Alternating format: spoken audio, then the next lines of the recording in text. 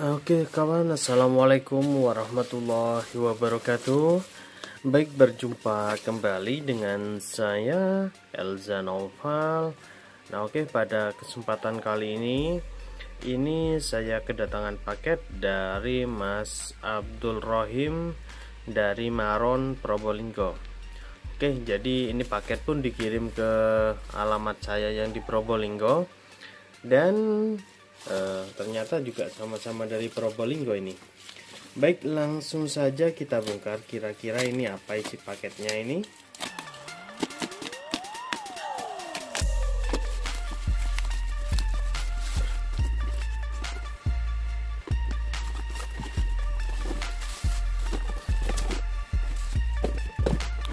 Oke kawan, jadi ini dia isi paketnya.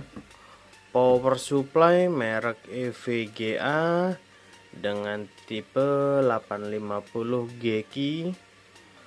Oke, ini power supply yang tidak saya sukai ya, karena spare partnya tuh susah banget ini guys. Oke, ini kok ada IC-nya juga nih, kenapa ini disediakan IC juga. Ini IC WT7527 dan ini IC apa ini? Ini gak jelas guys. Langsung aja kita bongkar untuk power supply-nya. Sepertinya ini Mas Rohim tuh pernah calling ke saya, itu katanya power supply-nya sudah pernah coba diperbaiki, tapi untuk power supply yang ini itu masih gagal gitu. Tapi ya saya bilangnya juga bahwa power supply merek ini itu punya tingkat kesulitan tersendiri, dan selama yang rusak itu bukan bagian IC PWM nya, insya Allah bisa gitu. Tapi kalau IC PWM nya ya sudah wassalam. Oke, sekilas kita lihat ini sepertinya PFC nya ini sudah hampir, ini kita juga nggak bisa memastikan apakah ini sudah ada bagian yang short atau enggak, karena ini kalau bisa kita lihat itu warna email dari kawat tembaganya itu sudah beda ya, yang ini dengan yang ini. Nah yang ini tuh sudah kelihatan ada gosong-gosongnya gitu. Baik, langsung aja kita bongkar aja sekalian ini power supply-nya, sekalian kita cek. Kayaknya tuh sudah pernah ganti IC ini. Mana ya? Kita bongkar aja lah sekalian biar enak ngeceknya.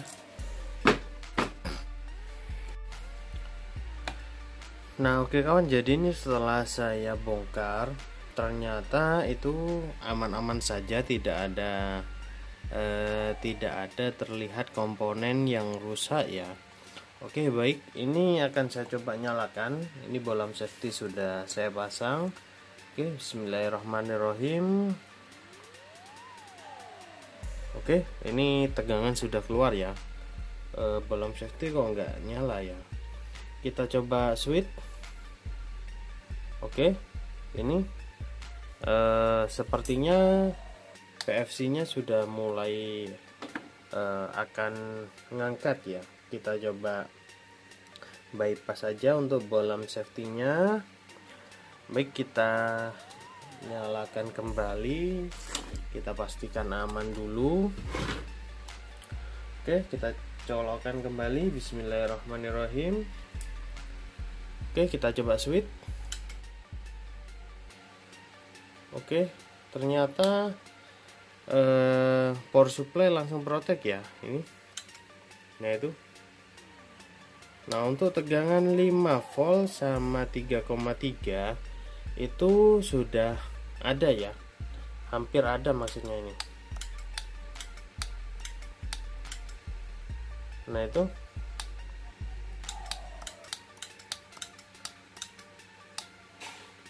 Nah Jadi sudah ada tegangan yang mau keluar ya, cuma masih belum sepenuhnya keluar gitu. Akan saya coba pancing aja dulu, akan saya suntikkan tegangan 12 volt. Nah terus kita switch on. Nah itu biasanya itu harusnya tegangan 3,3 sama tegangan 5 voltnya itu akan keluar. Jadi tanpa ada supply dari trafo bagian primer pun itu bisa kita coba untuk ngecek kondisi dari modul converter ini.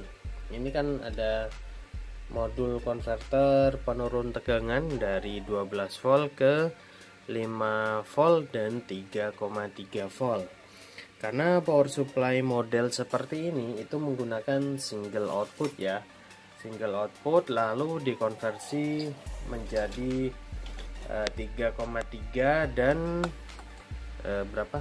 3,3 dan 5 voltnya.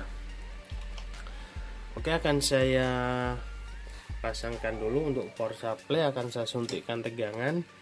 Kira-kira nanti normal apa enggak. Nah oke kawan, jadi ini masalahnya itu ada di bagian sekunder ya. Jadi pada saat tadi saya cek nyala asli dari power supply-nya, tuh untuk 12 voltnya itu cuma 3 volt ya. Dan ternyata ini setelah saya injek menggunakan aki untuk tegangan 12 voltnya, ini pun diinjek itu tegangan drop sampai 3 volt.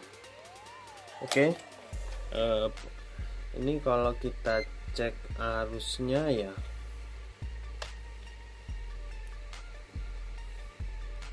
nah itu arusnya sampai tinggi, sampai 5 ampere itu loh guys. Padahal harusnya sih nggak sebesar itu arusnya. Baik, jadi ini perlu kita teliti dulu sambil saya raba-raba ya. Biasanya yang penyebab short atau penyebab kerusakan itu pasti mengalami panas. Oke, kita coba injek agak lama dulu. Ini tangan saya megang gini nih panas banget ini. Oleh karenanya nih saya tekan pakai kuku karena memang panas ini. Jadi ini kita injek gini tegangannya tuh bisa sampai 5 ampere. Oh ini. Oh, kok dia turun sudah. Kita coba cari penyebabnya.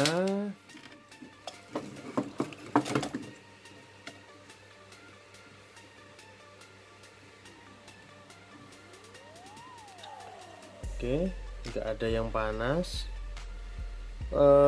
Waktu tadi kita injek pakai power supply, karena power supply saya itu cuma 5 ampere ya, 12 voltnya, jadi nggak bisa maksimal power supply-nya protect. Ini saya injek pakai aki, dia tegangannya juga drop ke 3 volt. Oke, jadi ini sepertinya itu ada masalah di bagian entah di bagian penyearahnya sini. Ini penyearahnya kan menggunakan MOSFET. Oh, hangatnya tuh dari sini guys. Ini hangat ini. Ini MOSFET-nya ini hangat nih. Oke, jadi kemungkinan tuh masalahnya ada dari MOSFET ini. Nah, ini MOSFET-nya hangat ini. Oke, jadi akan saya coba buka dulu ini untuk MOSFET-nya, akan saya cek. Ya, ini hangatnya dari MOSFET, saya kira dari modul step down-nya. Ternyata ini dari MOSFET penyearahnya ya. Oke. Baik, jadi ini akan saya buka dulu, akan saya cek untuk MOSFET-nya. Kira-kira MOSFET yang mana yang rusak ini.